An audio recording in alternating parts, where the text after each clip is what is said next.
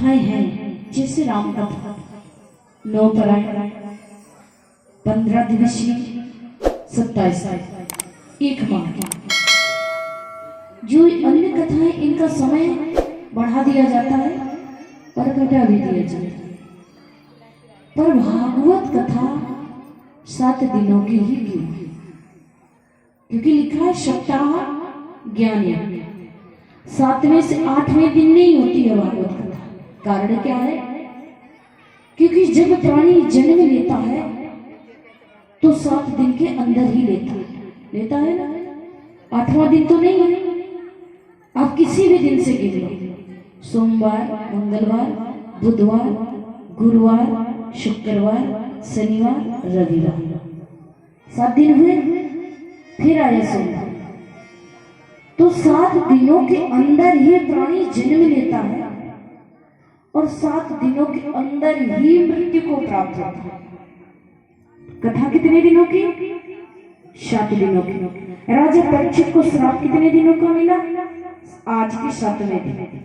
आगे कथा में सुनोगे, राजा परीक्षित को श्राप मिला था, आज के 7वें दिन मृत्यु हो गई।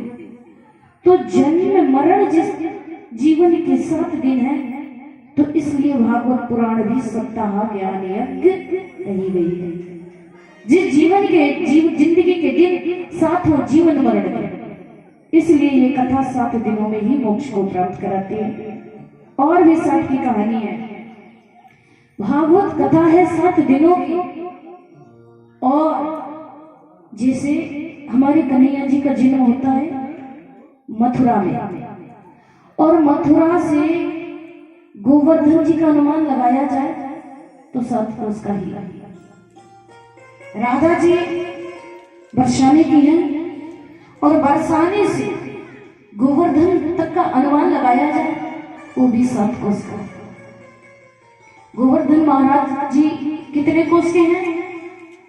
7 कोस की परिक्रमा लगती है ना गोवर्धन जी की। ब्रज है 84 कोस का, परिक्रमा है 7 कोस की। परिक्रमा भी 7 कोस की।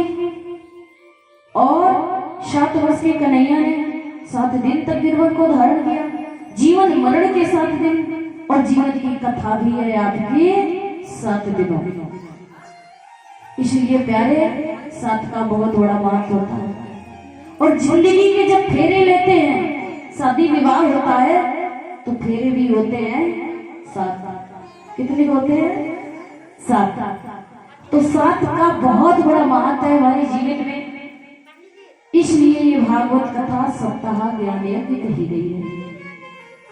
आगे सबसे पहले क्या लिखा है भागवत में? श्री लिखा है। श्री का मतलब क्या है? श्री का मतलब होता है लक्ष्मी, श्री का मतलब होता है श्री जी, और यहाँ श्री का अर्थ है गुरु। गुरु कौन है? राधा। भागवत में जिनका नाम गोपनीय है वो गुरु है राधे रानी। राधे रानी की मत के अनुसार फिर लिख दिया गया है भागवत। भावने भक्ति, गावने ज्ञान, वावने वैराग, तावने तपस्या। ये कथा किस रूप से चल रही है? ज्ञान, वैराग और भक्ति। आपने ज्ञान है, अच्छी बात है। विश्वास नहीं है तो भक्ति अधूरी है। आप में भक्ति है और विश्वास नहीं, श्रद्धा नहीं है, तब भी आपकी भक्ति अधूरी है। इसलिए ज्ञान, वैराग और भक्ति तीनों चीजों का होना अति आवश्यक है। और तब कथा सुनने में आपको आनंद आएगा, क्योंकि विश्वास के साथ बैठिए और जिस पर विश्वास करोगे तो आप पर कृपा चलेगी। क्योंकि भागवत कथा एक कल्प वृक्ष मानी गई है। तो आइए इस कथा में प्रवेश होते हुए पहले एक बार हम संतों के चरणों में नमन करें, सदगुरुओं के चरणों में नमन करें। क्योंकि जब तक संत कृपा नहीं है तब तक हरि कृपा नहीं होने वाली है। गुरु भगवान की जय जय श्री राधे श्याम की करता कर सके ना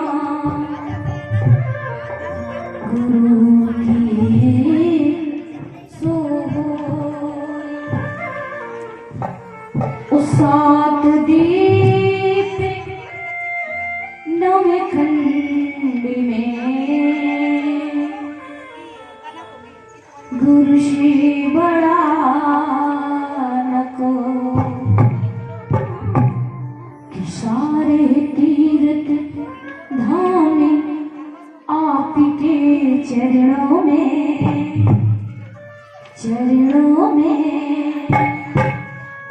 ही गुरुदेव प्रणाम आपके चरणों में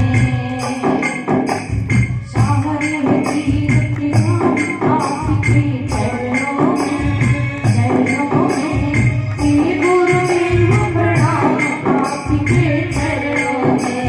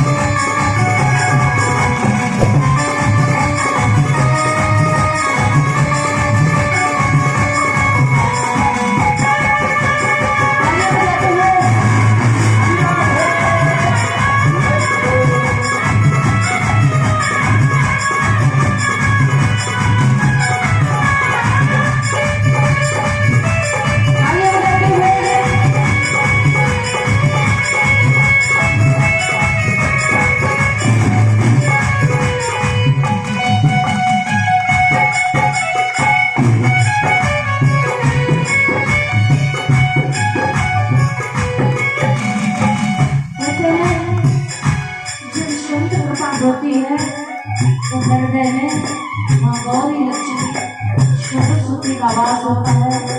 गुरु ब्रह्मा विष्णु महेश का आगमन होता है। पर गुरु का हाथ कौन कहते हैं जन्म की दाता आप कर्म के दाता हो, आप कर्म के दाता हो, आप कर्म के दाता हो। जन्म की दाता आप पिता है, आप कर्म के दाता है, आप कर्म के दाता हो, आप कर्म के दाता हो। आप मिलाते हो ईश्वर से, आप मिलाते विधाता हो, आप मिलाते विधाता हो। आप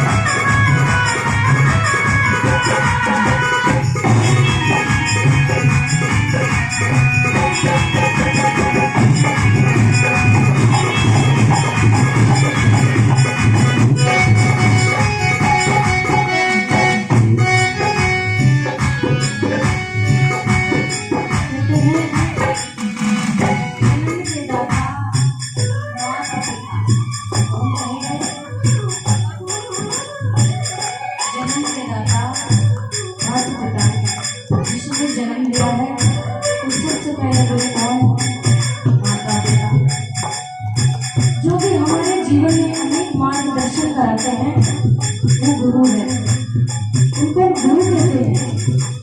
पर जो हमें ब्रह्म का ज्ञान कराते, जो हमें सदगुरु का दर्शन कराते, जो हमें इष्ट गुरु से मिलाते, वो है सदगुरु।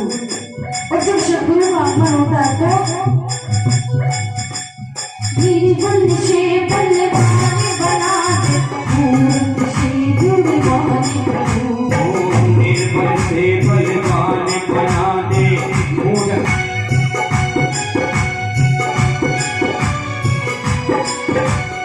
निर्बल से बलवान बना दे, मूर्ख से गुणवान प्रभु। मूर्ख से गुणवान प्रभु। देवी कमल और बंसीधर हो, देवी कमल और बंसीधर हो, मीरा हो तो ज्ञान प्रभु। हाँ मीरा हो तो ज्ञान प्रभु।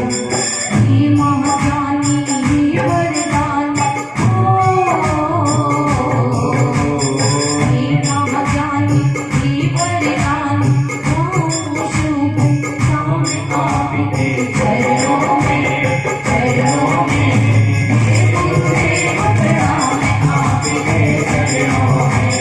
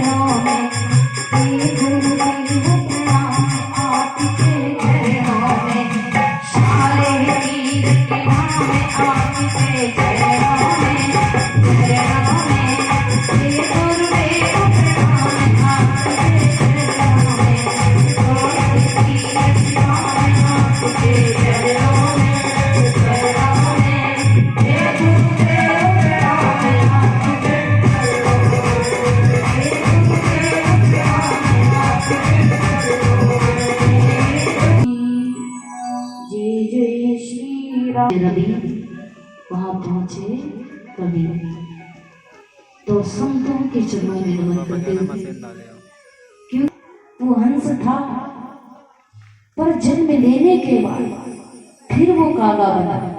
कैसे बन गया? कहते एक बार की बात है, हंसों का जोड़ा उड़ते हुए जा रहा है, हंसों का जोड़ा उड़ते हुए जा रहा है। उन जोड़ों में से, उन पक्षियों में से एक पक्षी कीचड़ में गिर गया। किसमें गिरा?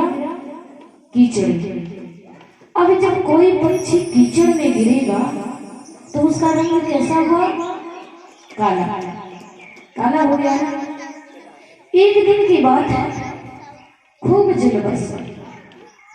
जैसे जल बरसा तो उस पक्षी का कीचड़ धुल गया, धुला ना। फिर उसका रंग कैसा हुआ? हंस था ना, फिर वो हंस बन गया। तब उसने अपने आप को जाना कि मैं था तो हंस, मैं था तो हंस, पर इस कीचड़ में घिस गया था तो मैं कागा बन गया। तो हंस रूप में प्राणी जन्म तो लेता है, पर जन्म लेने के बाद जब ये माया का चक्कर पड़ जाता है, मद लोभ अहंकार का ये चक्कर पड़ जाता है, तो वो हंस से कागा बन जाता है, कौवा बनाना। और जब ये ज्ञान रूपी जल बरसता है, अभी क्या बरसेगा?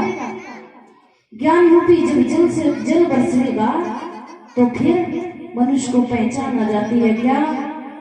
कि कागा से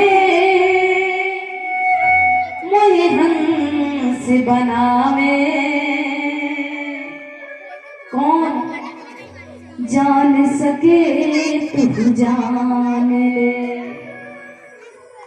कागा से तो ये हंस बनावे, पहचान सके तो जा। जब ये ज्ञान रूपी जल बरसता है तो मनुष्य कागा से हंस बन जाता है और फिर उसे कथा सुनने में आनंद आता है। बोलो वृंदावन में हरि लाल की जय जय श्री राधे। आइए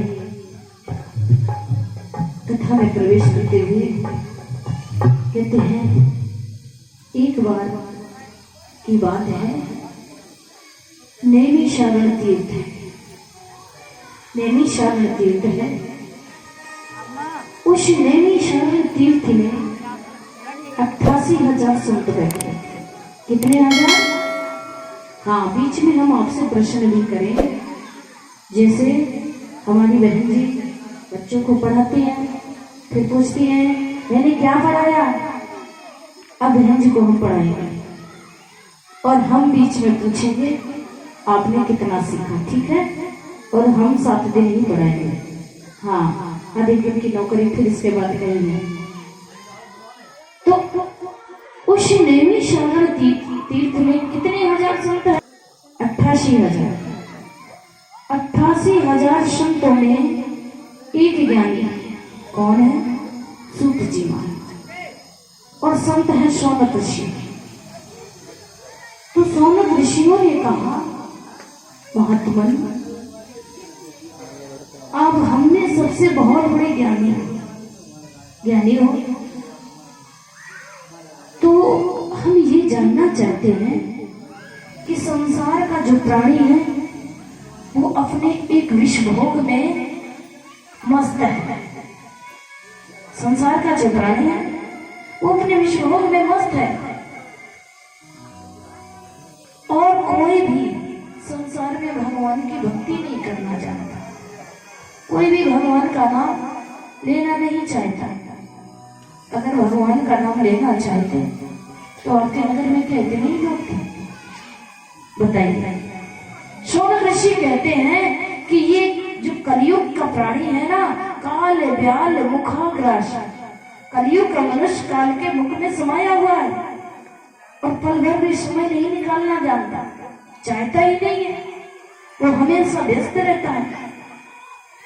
तो ऐसे कलयुग के प्राणियों का उद्धार कैसे हो? अगर आपके पास कोई उपाय है तो हमें जरूर बताओ। क्यों? कि अंधकार विधिवंश को शूट कथा मम्मी करने रसायन। हे सूत जी, जिससे सूर्य निकलता है और सूर्य जो निकलता है तो अंधकार नष्ट होता है ना, फिर प्रकाश हो जाता है। ऐसी आपके पास में कोई प्रकाश रूपी बूटी हो, प्रकाश रूपी दवा हो, तो इन कलयुग के प्राणियों को पिला दीजिए, जिससे इनके जीवन का कल्याण हो, इनके जीवन का उद्धार हो। संसार का प्राणी पाप करने में व्यस्त है। मनुष्य जब पाप करता है तो सोचता है कि मुझे भगवान नहीं देख रहे, पर नहीं, भगवान ऐसा नहीं कि जहाँ तुम धर्म करते वहां ही देखते हैं। भगवान की नजर वहां भी है जहाँ तुम पाप भी करते हो, भगवान की नजर वहां भी है। तो ऐसे पापियों का उद्धार कैसे होगा? ये महात्मन, आपके पास कोई ज्ञान रूपी प्रकाश रूपी बूटी हो तो इन पापियों का कल्याण हेतु मुझे कथा सुना। तब सूत जी कहते हैं, सुनो सौनक ऋषियों, एक बार सुना है। कब? जब श्री सुखदेव भगवान राजा परीक्षित को कथा सुना रहे थे। और क्या सुना रहे थे? श्रीमद् भागवत कथा में प्रथम श्लोक में वर्णन आता है कि सच्चिदानंद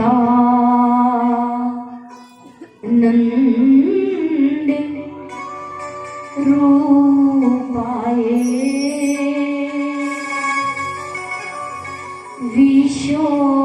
विशोत्पत्त्या दिहेतवे तापित्रे विनाशाय श्री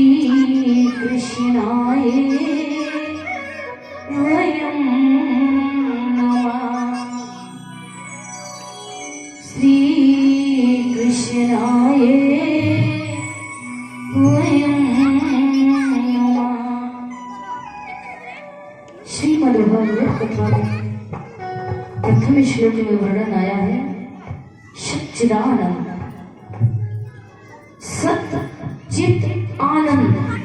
सत्य क्या है? मैंने पूछा सत्य क्या है?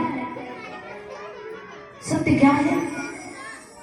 तो सच्चिदानंद, सत्य चित आनंद, तीनों का विच्छेदन कर दीजिए तो सत्य किसको कहेंगे? जो हमारे जन्म से पहले भी सत्य है और मृत्यु के बाद भी है। जो जन्म से पहले भी सत्य है और मृत्यु के बाद भी है, उसका नाम है सच्चिदानंद। जन्म से पहले ऐसा तो नहीं आकर के हमने किसी को नाम दिया, वो तो पहले भी सत्य था। और मृत्यु के बाद भी है। अगर मृत्यु के बाद कोई भी व्यक्ति मरने के बाद और यात्रा के सो यात्रा के पीछे चलता तो क्या कहता है? राम नाम सत्य है, बोलते हैं ना, राम नाम सत्य है, सत्य बोलो गत्य है। पर कब है? जब हमें दुनिया से चल बसे, जब हमें दुनिया से चल बसे तब है। जो हमारे जन्म से पहले भी सत्य है और मृत्यु के बाद भी सत्य है, उसका नाम है सच्चिदानंद। रूपाई, रूपाई का मतलब जिसका रूप कण में समाया हो, जलचर थलचर नभचर नाना, जो हमें दिखता भी है और नहीं दिखता, जो साकार भी है और निराकार भी है। साकार कैसे है? कि जो जन्म लेता है, जो जन्म लेता है और लीलाएं करता है तो वो साकार है। और निराकार कैसे है? जब पवन देव चलते हैं पर हमें दिखाई नहीं देता है, वो साकार होकर के भी निराकार है, उसका रूप कण में समाया। सच्चिदानंद रूपाय विषयों, मेरे विषयों को, मेरे दुखों को, मेरे संकटों का निवारण करने वाला, मुझे सतमार्ग का दर्शन कराने वाला श्री कृष्णाय वयम नमः। हे गोविंद, आपके अनंत जन्म हैं, अनंत कथाएं हैं। मैं किस कथा का वर्णन करूं? जितना मुझ में होगा मैं जरूर करूं। क्यों? बाबा ने लिखा है रामचरितमानस में कि ना